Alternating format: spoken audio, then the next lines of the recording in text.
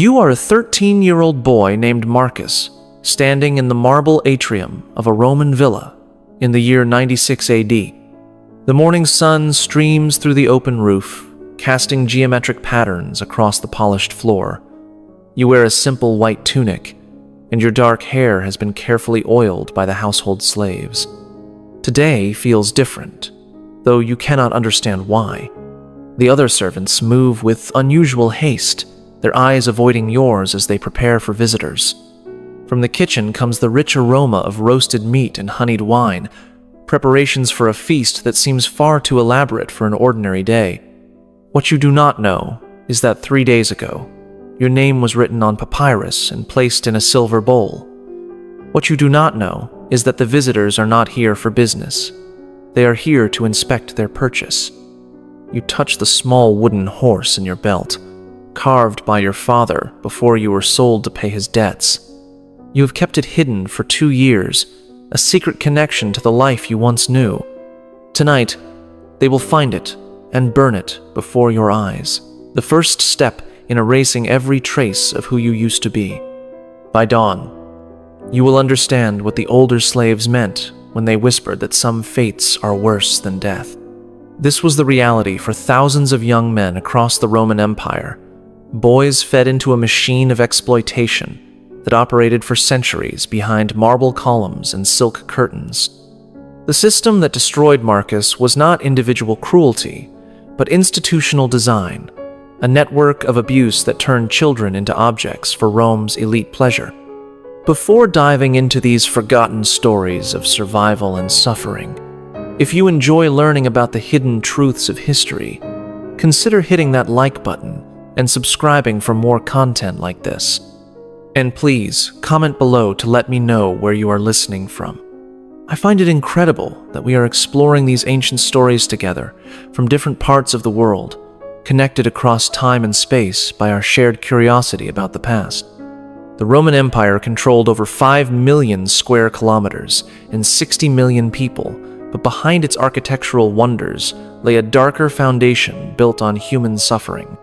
Conservative estimates suggest that over 800,000 young men served as male concubines throughout the empire's history, their lives consumed by a system that treated human beings as renewable resources for elite entertainment. The practice was not hidden by Roman standards. Wealthy citizens openly competed to acquire the most beautiful young men, displaying them at dinner parties like living artwork. The finest specimens commanded prices equivalent to an entire year's wages for a skilled craftsman.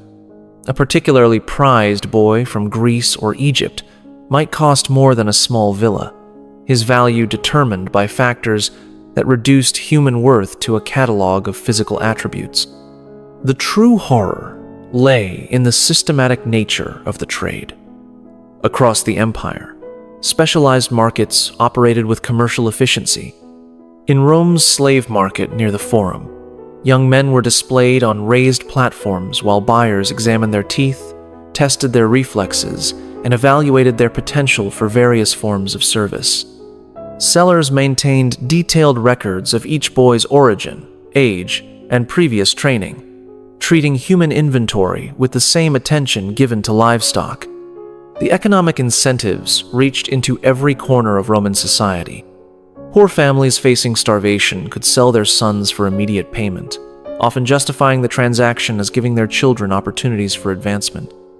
Raiders and pirates knew that young male captives commanded premium prices, making them priority targets during military campaigns. Even legitimate merchants supplemented their income by identifying promising boys in distant provinces and arranging their transport to urban markets. What made the Roman system particularly devastating was its integration with the empire's legal structures. Unlike common slaves who retained some basic protections under law, male concubines occupied a gray area where their master's desires took precedence over any consideration of their welfare. They could not seek help from authorities, could not form relationships with others, and could not even own property. Their existence was defined entirely by their utility to their owners. The training process that transformed free boys into compliant concubines was as systematic as any military operation. Specialized schools operated throughout the empire, each developing techniques for breaking down resistance and creating perfect obedience. These institutions studied human psychology with scientific precision, identifying the most effective methods for destroying individual will while maintaining physical attractiveness. The geographic scope reveals the truly industrial scale. Boys were collected from Britain in the north to Egypt in the south, with different regions prized for different qualities. Celtic boys were valued for their fair complexions and fierce spirits that made their eventual submission more satisfying. Greek youths commanded high prices for their supposed intellectual refinement. Germanic captives were sought for their physical strength and exotic appearance. The transportation networks that moved these human commodities across the empire rivaled those used for grain and luxury goods. Specialized ships carried cargo holds full of chained boys across the Mediterranean, while overland routes moved smaller groups through mountain passes. The mortality rate during transport was considered acceptable overhead, factored into pricing like any other business expense. Roman literature provides disturbing glimpses into how completely this system was accepted by elite society. Poets wrote admiringly of particularly beautiful concubines. Philosophers debated proper training methods for young servants. And historians recorded the sexual preferences of emperors and generals as routine biographical details. The suffering of the boys themselves was simply invisible to a culture that viewed them as objects rather than people. The most chilling aspect was how the system created its own perpetrators.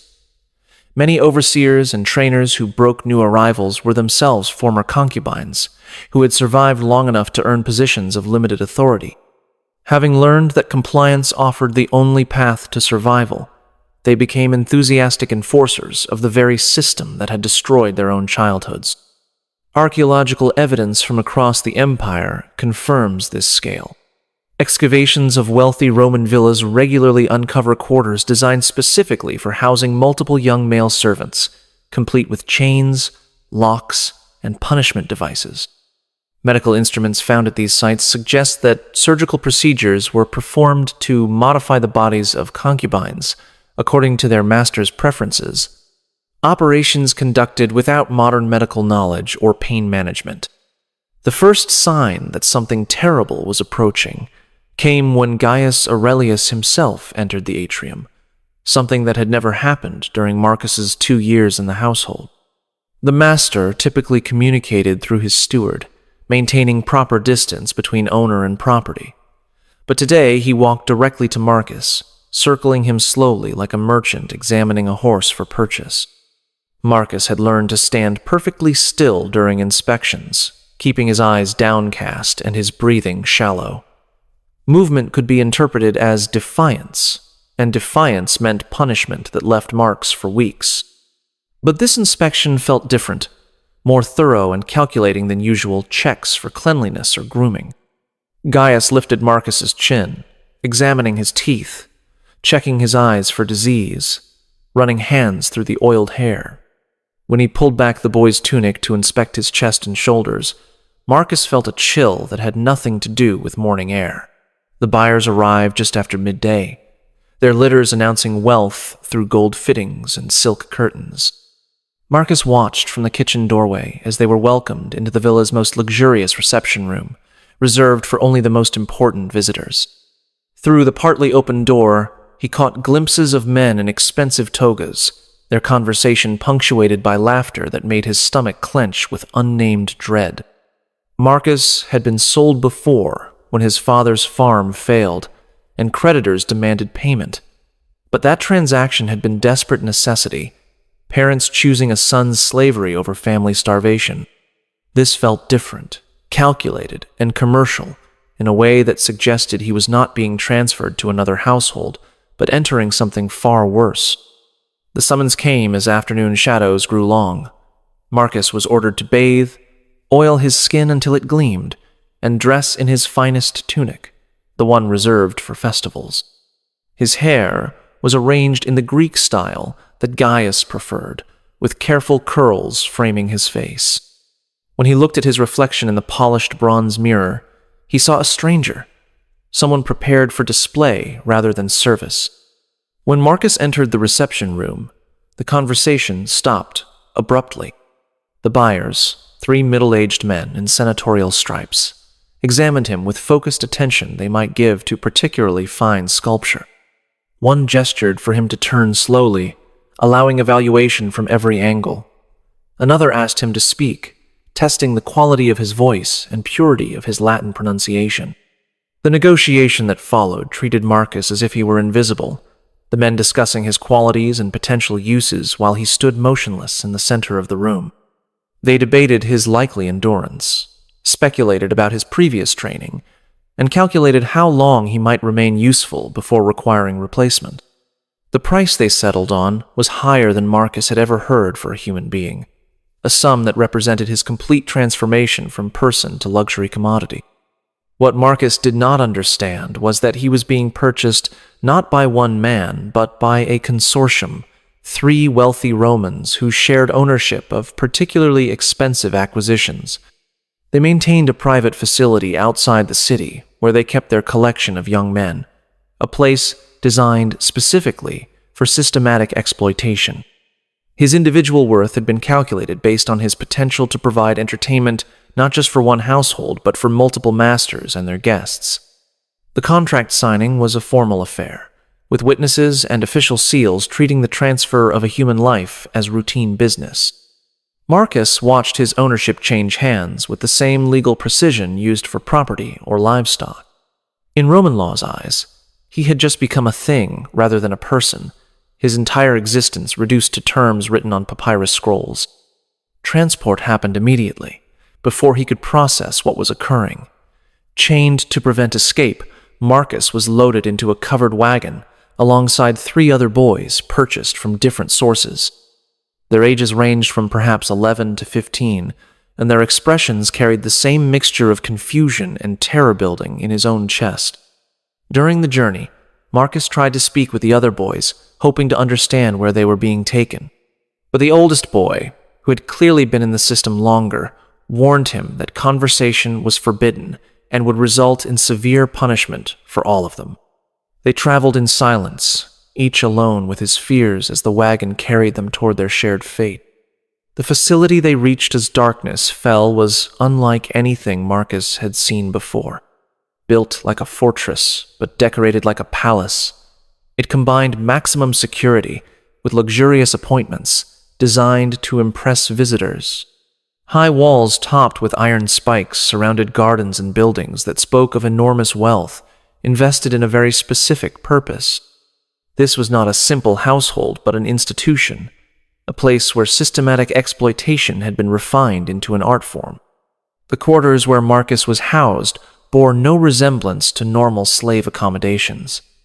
The room was luxuriously appointed with silk hangings, comfortable furniture, and even books and musical instruments. But the windows were barred, the door locked from outside, and every surface designed to prevent escape or self-harm. This was a gilded cage, beautiful enough to confuse a young mind about the nature of captivity while ensuring absolute control. Marcus soon learned that luxury was part of the conditioning process. Boys who were treated well became psychologically dependent on their captors, grateful for comfort, even as they were systematically broken down. Gifts of fine clothing, good food, and small privileges created emotional bonds that made resistance difficult and compliance more likely. Training began with seemingly innocent instruction in music, poetry, and conversation.